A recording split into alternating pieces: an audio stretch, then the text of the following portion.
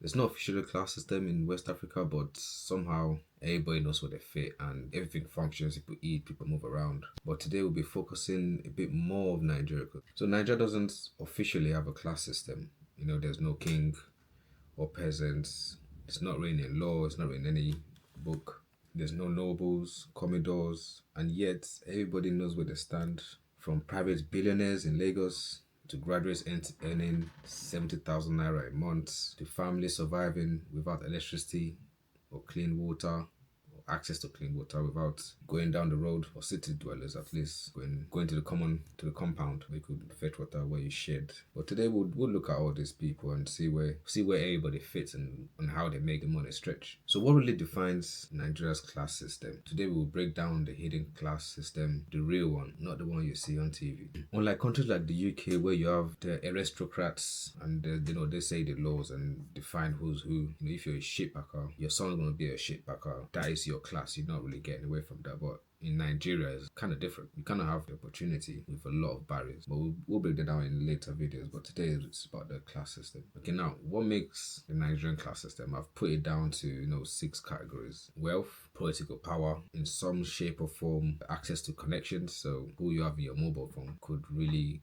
help you out. Education, not so much in a lot of cases, but education gives you a bit of status. Your location really matters. If you're from the north, from the south, you're probably a bit better off or a bit more access to things. And increasingly, social media status. We have people like Aisha Speed coming to Nigeria, and yeah, that's what the 6 categories: wealth, political power, or access to connection, education, location, and social media status, followership, people that make skits, you're well known, so you can get away with stuff. So it's not just about money. It's about access to electricity, access to healthcare, access to government contracts, access to the right phone numbers, like I said earlier. And if you understand Nigeria, you understand this. Connection can move you up. Who can get you from A to Z, because that one job access can just balloon you from whatever you used to do to government contracts, for example. From there you can start your business and launch your way out. But how much people actually earn in a day?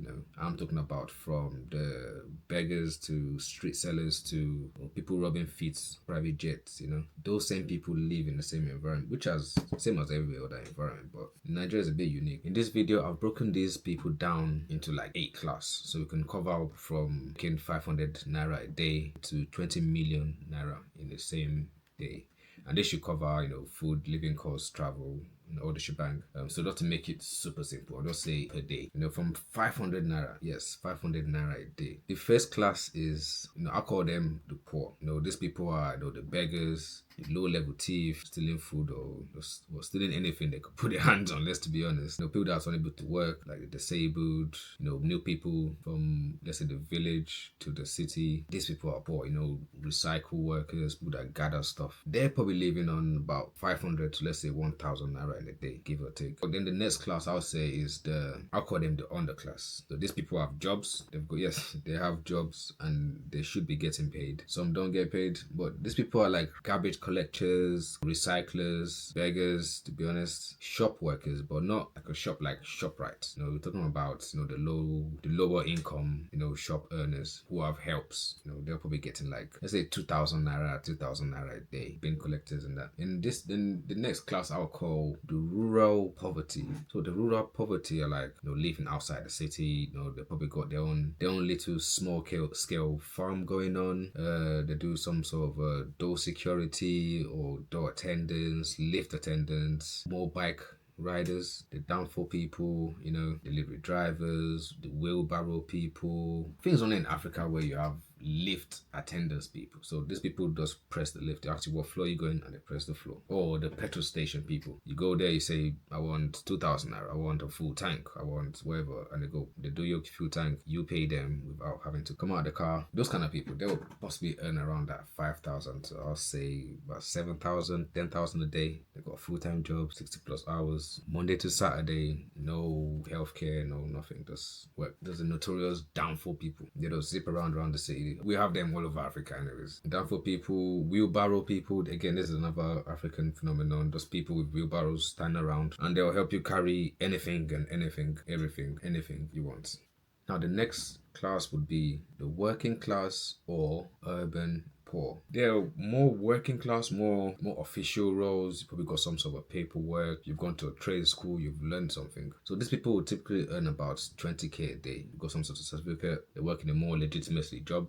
For example, welders, electricians, painters, government workers, like low level civil workers, teachers, police, small business owners, small roadside trade store, market women, Uber drivers, roadside mechanic pumps, material sellers. Those people are called, they're the working class. They got business, and they're urban. This is more urban role where you have a lot of them, security men, stuff like that. And we have the notorious area boys. So these guys they're in this class because they're the local guys. They're the guys you got. For example, if you want to build something, you have to pay the area boys. I mean, these people are notorious. They're not legal. They're not illegal. The government won't do nothing about it. They just operate and they come to your developments. For example, you want to take your delivery of sand for your building. Well, that truck is not coming in until you settle the boys. You could pay multiple times along the build. Or the bus drivers. So when the bus drivers are going through their routes, they take money off them. Or the keke napep people are going through their routes. They get billed. It's like a local tax, as you say. Almost like the police thing where they do road stops, stop as many cars. It's a numbers game. 100 naira, 10 people, 1,000.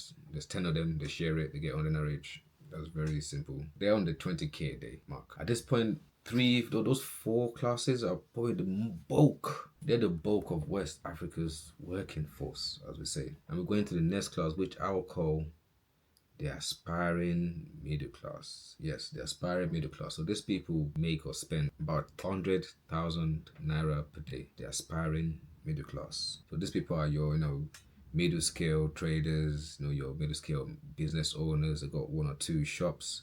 And these are getting more professional looking, that your bank workers, higher level bank workers, higher level government workers, head of engineering, mobility, the this, the that, civil, you got the oil and gas people, and the tech bros.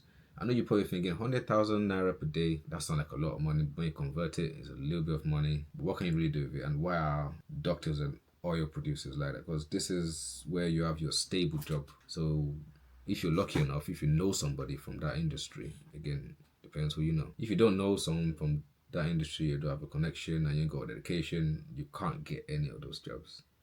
If you have an education and you don't know anybody, you're most likely not going to get the job.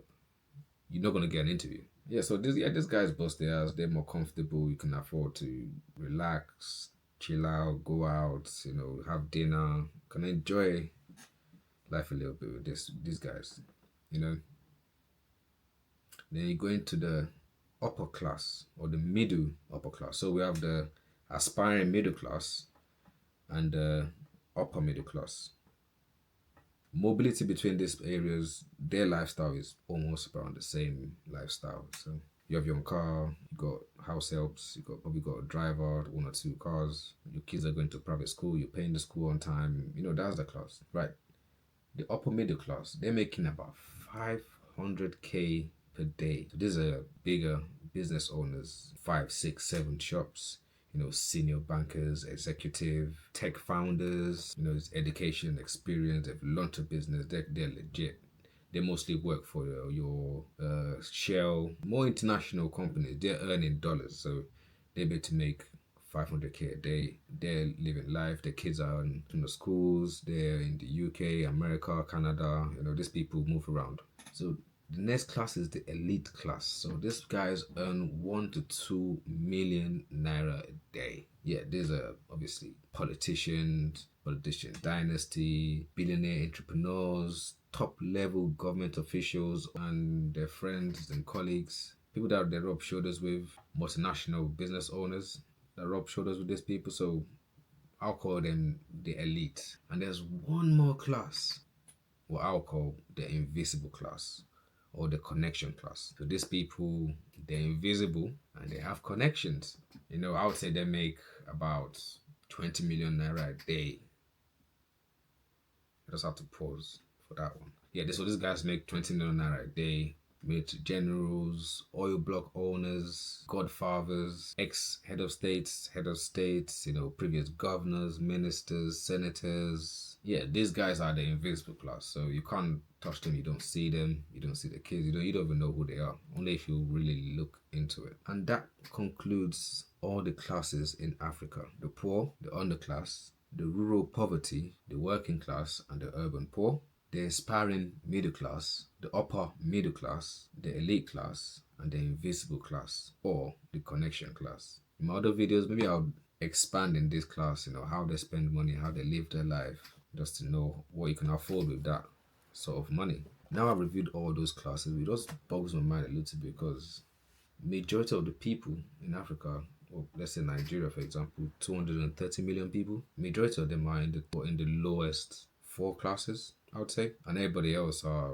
people that are enjoying the country, that feel like they're citizens. They're the people that are online, the people that are traveling. And that, I would say, is the top 10%. So 230 million, 10% of that. That leaves about 23 million people that are living a decent life, can earn a decent. And yeah, and they just, everybody else is just like, but here's the reality. Nigeria has one of the biggest young population, but yet there's no job source. There's no jobs out there. All the jobs are probably ghost jobs or allocated to other people. According to recent labor data, the unemployment rates in Nigerian youth age 15 to 24 are between 5 to 6.5% as of 2025. Even most of these jobs are, informal or unreliable, let's say. Another survey shows that nearly a quarter of Nigerians aged 18 to 35 say that they are unemployed and actively looking for work, which means many of them are pushed to either hustling, entrepreneurship by necessity, not by choice. And yeah,